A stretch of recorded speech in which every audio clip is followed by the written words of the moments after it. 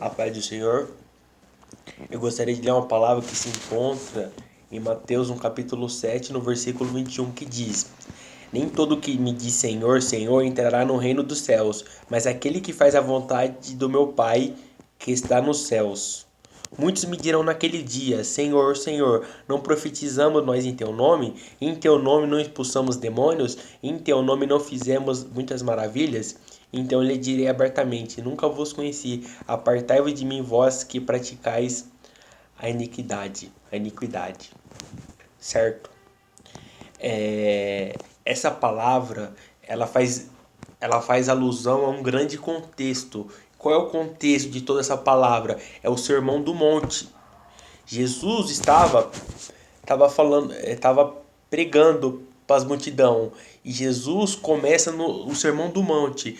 E assim, para vocês terem uma ideia, no capítulo 7, Jesus ele condenou o juízo hipócrita, que fala em Mateus capítulo 7. Não julgueis para não ser julgados, porque com critério que julgardes, vós serão julgados. Hipócrita, tira o argueiro que está do teu olho, então cuidará de cuidar do outro. Jesus estava condenando o juiz hipócrita, certo? Aí depois Jesus aconselha os seus discípulos, se você ver pelo contexto, a cautelai-vos dos falsos profetas, que vêm entre vós vestidos como ovelhas, mas na verdade são o quê? Lobos devoradores. São pessoas que eles fingem ser cristão, mas na verdade eles estão interessados na lã da ovelha, para você entender. O interesse dele é explorar o povo de Deus. E esses são os falsos profetas. E depois aqui no finalzinho de Mateus, aqui no capítulo 7, no versículo 19 e 20, antes disso que eu falei, fala o quê? Toda árvore que não dá bom fruto, corta-se e lança-se no fogo. Portanto, por seus frutos conhecereis. Aí começa dizendo: Nem todo que me diz Senhor, Senhor entrará no reino dos céus. Significa o quê? Você pode ter uma profissão de fé. Você pode falar Jesus é o Senhor. Mas isso não garante se você vai entrar no reino de Deus. Você pode ter uma profissão de fé só de boca. Poder falar de Deus, Senhor. Você pode até falar de Deus. Mas isso não vai garantir você entrar no reino dos céus. Isso não vai garantir. Aqui diz o que vai garantir. Mas aquele que faz a vontade de meu Pai que está nos céus. Ou seja, aquele que faz a vontade de Deus entrará no reino dos céus. Primeira coisa, o que eu quero esclarecer nessa passagem, porque a salvação jamais vai ser por obras. Jamais, em momento nenhum, a Bíblia diz isso. A verdade é que o verdadeiro cristão, a Bíblia fala que Deus opera nele o querer e o efetuar. E Deus próprio dá um novo coração, a Bíblia diz. E esse verdadeiro cristão, ele vai fazer a vontade do Pai que está nos céus. Porque pela nossa vontade, nós não conseguimos fazer a vontade de Deus. Porque nossa natureza, ela é totalmente depravada. A Bíblia fala o quê? Que todos pecaram e destituídos estão da glória de Deus. Certo? Mas o verdadeiro cristão, ele vai praticar a palavra de Deus. Em 1 João, no capítulo 3, fala assim que a semente da palavra de Deus permanece no coração do verdadeiro cristão. E essa pessoa, ela vai praticar a palavra de Deus. Ou seja, você pode falar o quê? Eu não estou praticando a palavra de Deus e sou cristão? De forma nenhuma.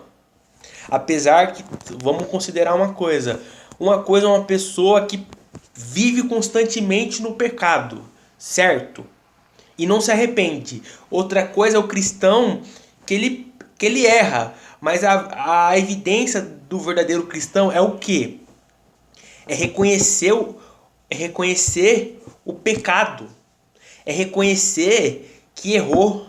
Se você não reconhece que erra e professa Senhor, é a pior coisa que você está fazendo. E aqui para terminar o versículo, fala o quê? Muitos me dirão naquele dia: Senhor, Senhor, não profetizamos nós em teu nome? Em teu nome não expulsamos demônios? E em teu nome não fizemos muitas maravilhas? Aparentemente, o que esse versículo diz, o que? Que naquele dia, no dia do juízo final, essas pessoas vão chegar perante Deus e vai falar: Deus, mas por que eu vou ser condenado? Eu fazia obras, eu operava maravilhas, eu fazia milagres. Aqui está dizendo o quê? Profetizar. Aqui diz expulsar demônios e maravilhas, ou seja, ela operava milagres. Aqui, algo que podemos aprender é o quê? Que milagres não garante a pessoa ser salva. Não garante. Isso não garante. Deus, ele opera em quem quer e na hora que quer. Isso não garante. O que vai garantir que a pessoa é um verdadeiro cristão é o quê? É Gálatas 5:22. É o fruto do Espírito, que é o amor. A Bíblia fala o que também? Fala o quê? Que aquele que não ama não conhece a Deus, porque Deus é amor. Se a pessoa não produz o fruto da caridade, então não adianta. A pessoa pode praticar essas obras, mas o que o Senhor vai falar para naquele dia? Nunca vos conheci. Ou seja, vocês fizeram uma profissão de fé, mas eu nunca conheci vocês. Ou seja, eu nunca tive intimidade com vocês. Eu nunca tive aquele conhecimento.